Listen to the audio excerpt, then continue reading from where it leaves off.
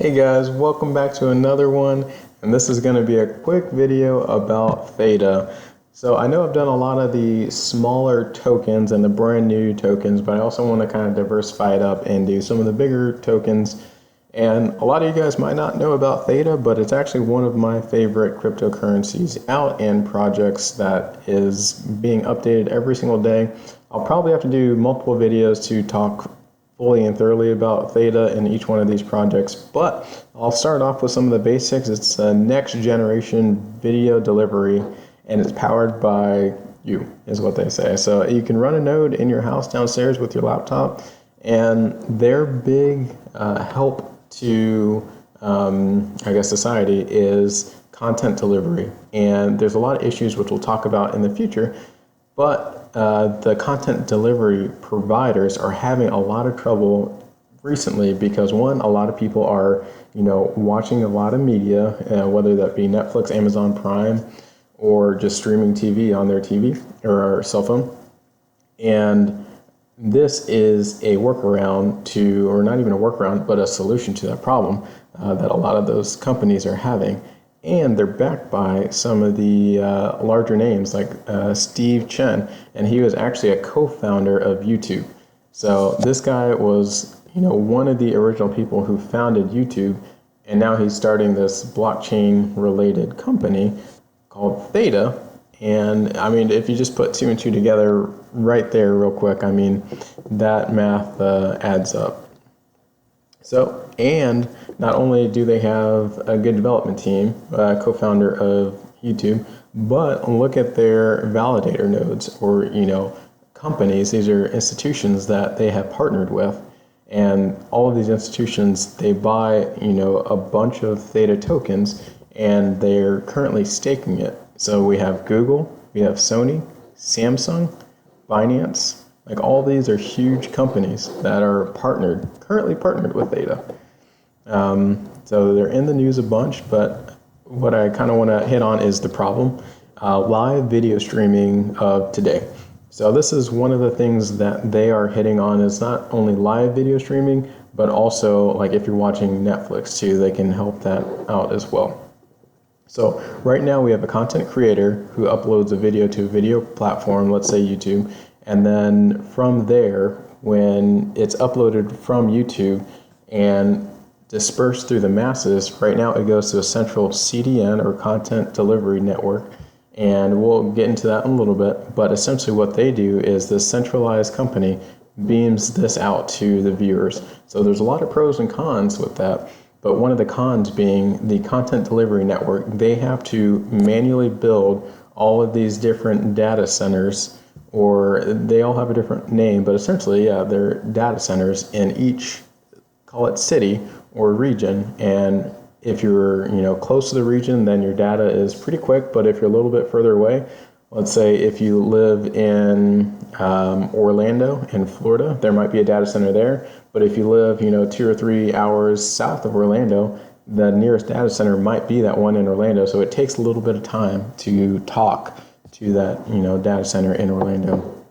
So it'll solve some problems of poor quality connecting to those CDNs like I was talking to, which would cause the rebuffering. Even if you have that high internet speed, sometimes just that length, that distance causes some buffering and high load times. So it also drives higher data needs, and this is going to be more prevalent as we start using 4K, 8K, and then if we look to the future, when we start implementing virtual reality, that's going to take a lot more data. And these content delivery networks, they are not ready, essentially, for the amount of data that would be used in the future. And of course, it's centralized, like I kind of said. So that is the problem. So their solution is essentially to make your own laptop or anyone's laptop a provider, a content delivery network, if you will. So you can use your own computer as a node, and it'll cache data and essentially stream videos to people who are nearby you. instead of having one company in charge of making a CDN, this can be, a laptop in your neighborhood, and then down the street, maybe a couple blocks over, someone else might be doing this as well. And, down the street from them, someone else might be doing it. So it's a decentralized way to distribute media, which it's awesome. And it kind of complements the CDNs. So it doesn't even take over their primary job. It's just complementing them and helping them out.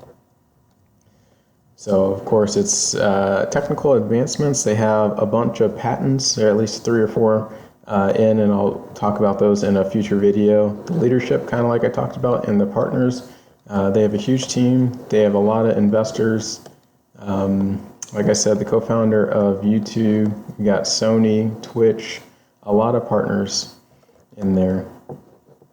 And then, let's see, if we look at the white paper, I'll do just a little bit because the video is getting long and I don't want it to be too long, but just look at the vision. Live video streaming accounts for over 2/3 of all internet traffic today, and it is expected to jump by 82% by 2020. So these are even old numbers.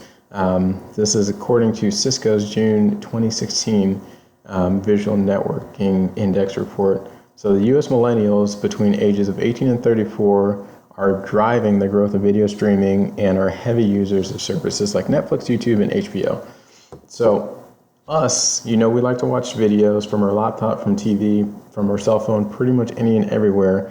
It's just driving the amount of data that these service providers have to kick out. And as of right now, it's 67%, but in the future, they're forecasting this to be a lot more data. And like I said, the CDNs, I'll move over to those guys right now. One of the largest ones is Akamai.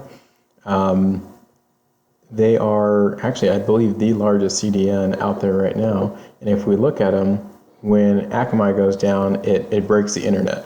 And a lot of people think it's like a cyber attack or something like that, but no, it's actually just these content delivery networks. Every now and again, they just can't spit out enough data, and in turn, it crashes the internet.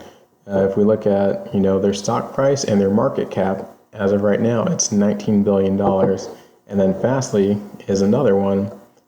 This one is more prevalent and more popular in the US. Another CDN, they also have, they call them POPs, but they are in each city or region. Essentially, they are central and they distribute out media. But when they go down, it impacts worldwide websites and applications. And this has happened multiple times over the past couple months, actually. And if we look at their market cap, $5.6 billion. So this is a huge industry and it's only growing. As of right now, Theta is, if we look at coin market cap, the number 21 ranked coin. So there is a lot of room to grow. It only has a $5 billion market cap.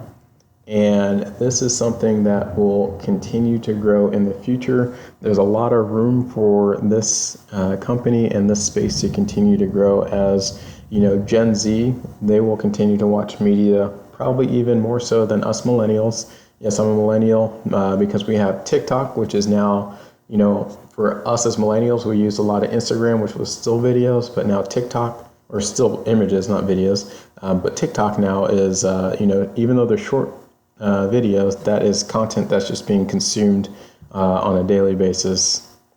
So this is part 1 to Theta. I just wanted to make the video a little bit shorter. We'll definitely delve a little bit deeper in the next video. And until then, I will see you guys next time.